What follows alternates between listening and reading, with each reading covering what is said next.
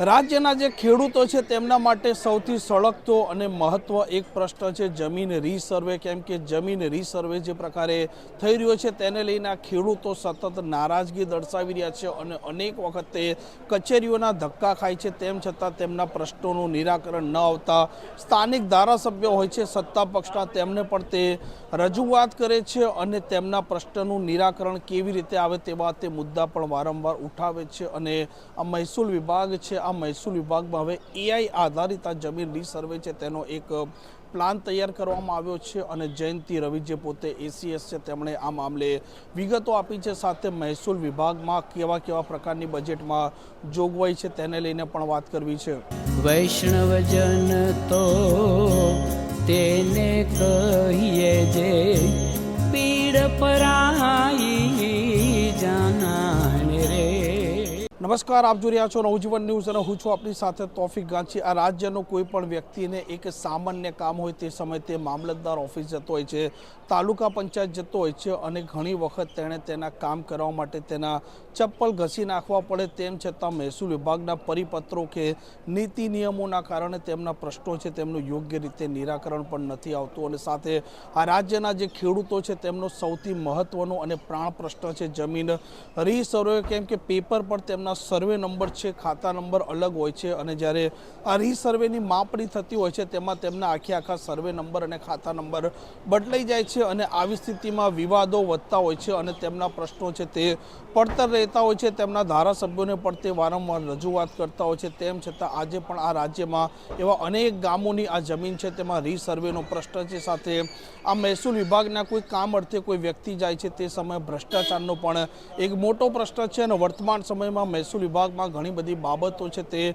Online કરવામાં આવી રહી છે, ટેકનોલોજી આધારિત જોડવામાં આવી રહી છે અને મહેસૂલ વિભાગનું જે પ્રકારે બજેટ પણ ફાળવવામાં આવ્યું છે તેમાં એક સોફ્ટવેર બનાવવામાં આવ્યું છે, તેમાં તમામ સોફ્ટવેરો છે તે આ સોફ્ટવેરને આધીન આવી શકશે. સાથે સાથે આ જમીન રીસર્વે માટે પણ એઆઈ આધારિત છે તે પણ નિર્ણય લેવાયો છે અને તેનો એક ઉદાહરણ, એક પ્લાન પણ કરવામાં આવ્યું છે. અને આ મહેસૂલ વિભાગના બજેટને લઈને જ જે એસીએસ છે જયંતિ રવિ તેમણે વિગતો પણ આપી છે. જે સ્લાઇડ નંબર 1 થી શરૂ કરીએ તો એમાં જે રીતે માનનીય મંત્રી શ્રી મહેસૂલે વાત કરી, આપણા મહેસૂલ વિભાગના બજેટમાં આ વખતે કુલ 5,552 કરોડની એની અંદર નાગરિક કેન્દ્ર, ટેકનોલોજી આધારિત, પારદર્શક, ઝડપી અને સરળ રીતે સેવાઓ મળે એ હેતુથી કરવામાં આવ્યું છે. અને એમાં ખાસ કરીને જે આપણું ધ્યેય કે વિઝન છે એમાં પારદર્શિતા, જે સિટીઝન સેન્ટ્રિક એટલે નાગરિક અભિમુખ અને પછી ઝડપી નિખાર, એ ત્રણેય સ્તંભોને રાખીને વિઝન એ રીતે એનું ધ્યેય રાખીને આપણે આગળ બધી પ્લાનિંગ કરી છે.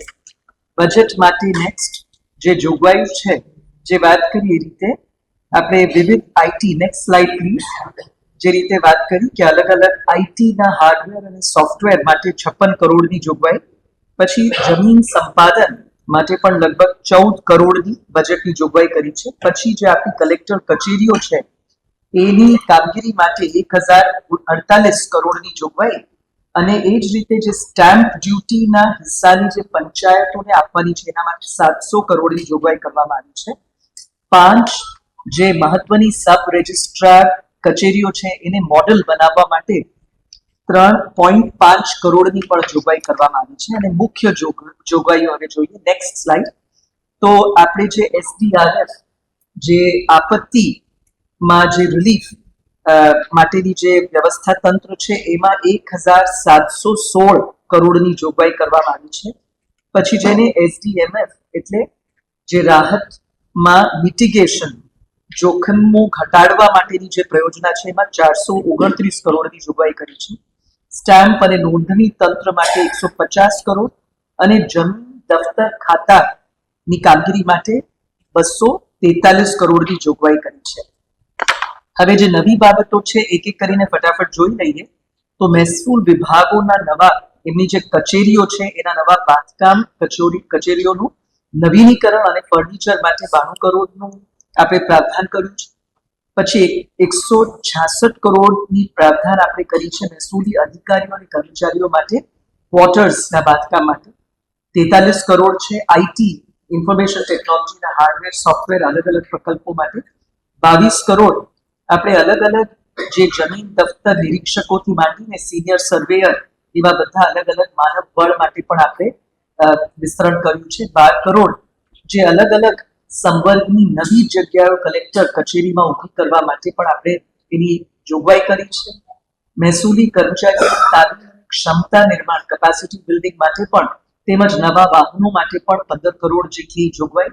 સીસીટીવી કેમેરા અને નોંધણી તંત્રમાં ખાસ કરી રજિસ્ટ્રાર રજિસ્ટ્રેશન માટે 1 કરોડ, 5 કરોડ દસ્તાવેજ રજિસ્ટ્રેશનને વધુ સરળ કરવા માટે અને દીનદયાળ મોજણી અને મહેસૂલી વહીવટ સંસ્થા દીસરા કરીને જે સંસ્થા છે એને સેન્ટર ઓફ એક્સલન્સ એના માટે 3 કરોડની જોગવાઈ કરી છે, જેથી કે અદ્યતન તાલીમ અને બધી એવી કામગીરી રિસર્ચ અનુસંધાન વગેરે પણ કરી શકે. નેક્સ્ટ મુખ્ય બાબતોમાં આપણે જોઈએ તો મહેસૂલી તંત્રમાં કુલ 1546 નવી જગ્યાઓ ઊભી કરવા માટે આપણે 47 કરોડની જોગવાઈ કરી છે. અને ખાસ અત્યારે સિટી સર્વે સુપ્રિન્ટેન્ડન્ટ અલગ અને ડીઆઈએલઆર અલગ ગ્રામ્ય વિસ્તાર માટે એવું જે હતું એને બધું એક સુગ્રથિત રીતે એક તાલુકામાં inspector of land records ILR જે તે તાલુકા માટે એવી નવી જગ્યા ઊભી કરવા માટેની પણ જોગવાઈ કરી છે. પછી આપણા ત્યાં મહેસૂલ વિભાગમાં જે નાયબ મામલતદાર કાકુન મહેસૂલી તલાટીઓ, કેમ કે એ પણ અગત્યની એક સંવર્ગ આ બધી હોય છે, તો એમના માટે 4133 જગ્યાઓ પર ભરતીની પ્રક્રિયા પણ હાથ ધરવામાં આવી છે. પછી જે આધુનિક આપણી કચેરીઓનું માળખું અને મોડલ સબ રજિસ્ટ્રાર કચેરીઓ માટે પણ 450 કરોડનું આયોજન કરવામાં આવ્યું છે. એમાં જેમ સાહેબે કહ્યું હમણાં નવીન કચેરીઓ હોય કે પછી હયાત ઓફિસીસનું વિસ્તરણ, મોડલ સબ રજિસ્ટ્રાર કચેરીઓ કે પછી સ્ટાફ ક્વાર્ટર્સનું નિર્માણ, એ બધા કરીને અલગ અલગ વિસ્તાર સુરેન્દ્રનગર, ટંકારા, ઉમરેઠ, અબ્રામાથી માંડીને જે વિસ્તરણ છે દસક્રોઈ, ઠાસરા, પાટણ એવા અલગ અલગ વિસ્તારોમાં છે. અને મોડલ નોંધણી માટેની જે કચેરીઓ છે એમાં કોર્પોરેટ કક્ષાની સુવિધાઓ મળે એના માટે પણ પ્રયોજન કર્યું છે. અને સ્ટાફ ક્વાર્ટર્સ પણ 51 તાલુકામાં અંદાજિત 562 જેટલી આધુનિક ક્વાર્ટર્સ માટેનું પણ પ્રાવધાન કરી છે. ડિઝાસ્ટર મિટિગેશન એટલે આપત્તિ વ્યવસ્થાપન અને સજ્જતામાં આપણે જોઈએ તો આપત્તિ વ્યવસ્થાપનમાં જેમ સાહેબે કહ્યું આપણે સર્ચ અને રેસ્ક્યુ કિટ્સ આપવાના છે ગ્રામ કક્ષાએ, જિલ્લા કક્ષાએ અને તાલુકા કક્ષાએ, એના માટે 28 કરોડ. પછી વીજ ઇન્ફ્રાસ્ટ્રક્ચર જે ટાવર્સ ઊભા હોય છે એને અંડરગ્રાઉન્ડ કરીએ જેથી કે વાવાઝોડામાં આ ટાવર્સ પડી જાય અને પાવર કટ ન થાય એના માટે ઉર્જા અને પેટ્રોકેમિકલ્સ ડિપાર્ટમેન્ટ દ્વારા 925 કરોડ માટેની જોગવાઈ કરી છે. પર્યાવરણ સંરક્ષણ, કેમ કે બધી વાવાઝોડા વગેરે આવે તો કોસ્ટ ઉપર જે આપણા દરિયાકાંઠા પર જમીનનું ઇરોઝન ન થાય એના માટે મેંગ્રોવ પ્લાન્ટેશન દ્વારા દરિયાકાંઠાની સુરક્ષા માટે 227 કરોડ. પછી કૃષિ વિકાસ એ પણ માઇક્રો ઇરિગેશન, કેમ કે આ બધા વાવાઝોડામાં કે આપત્તિમાં સૌથી વધારે નુકસાન એમને થાય છે એના માટે પણ 300 કરોડ માટેની મહત્તમ જોગવાઈ કરી છે. પછી સાયક્લોન અને એના માટે રિલીફ શેલ્ટર હોમ જેને કહેવાય છે એના માટે પણ 200 કરોડ અને પાણી પુરવઠા પણ આપત્તિ નિવારણ માટે સજ્જતા લાવવા માટે 172 કરોડની પ્રાવધાન કરવામાં આવ્યું છે. હવે જે ફ્યુચર રોડમેપ છે, સૌથી પહેલા અગત્યની વાત છે કે જમીનને લગતી તમામ બાબતોનું એકત્રિત સંચાલન મહેસૂલ વિભાગના તમામ પોર્ટલને એકબીજા સાથે ડેટાની આપ-લે કરવાથી સરળ બનાવવા માટે, એટલે એક જગ્યાએ નોંધણી થાય તો ઓટોમેટિકલી ઈ ધરામાં 7 ભાગમાં એન્ટ્રી થઈ શકે. પછી એમાં માપણી કંઈક થાય તો એનો એન્ટ્રી ઓટોમેટિકલી થાય. એ રીતે આપણે ઈલા ઇન્ટિગ્રેટેડ લેન્ડ એડમિનિસ્ટ્રેશન નામનું એક પોર્ટલ એની આપણે વ્યવસ્થા કરી છે.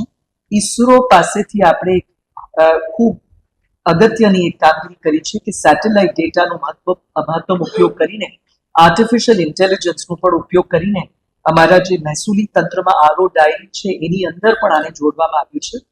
પછી આધુનિક ટેકનોલોજીના ઉપયોગથી જમીન રેકોર્ડને 100% ક્ષતિરહિત બનાવવા માટેના પણ પ્રયાસો આ વખતે આયોજન એની કરવામાં આવ્યું છે. અને એક જ કાયદો, આ બહુ અગત્યની વાત છે, અત્યારે આપણા ત્યાં મહેસૂલમાં અલગ અલગ કાયદાઓ છે, અનેક જીઆર છે, અનેક રૂલ્સ છે, તો એ બધું એક વ્યવસ્થિત રીતે એક જ અધિનિયમ, એક નિયમ, એક ઠરાવ એ રીતે કરવા માટે શ્રી CL મીના સાહેબ અને શ્રી JK આસ્તિક સાહેબની સમિતિ દ્વારા કામ થઈ રહી છે અને ટૂંક સમયમાં આનું રિઝલ્ટ પણ આપણને મળી જશે.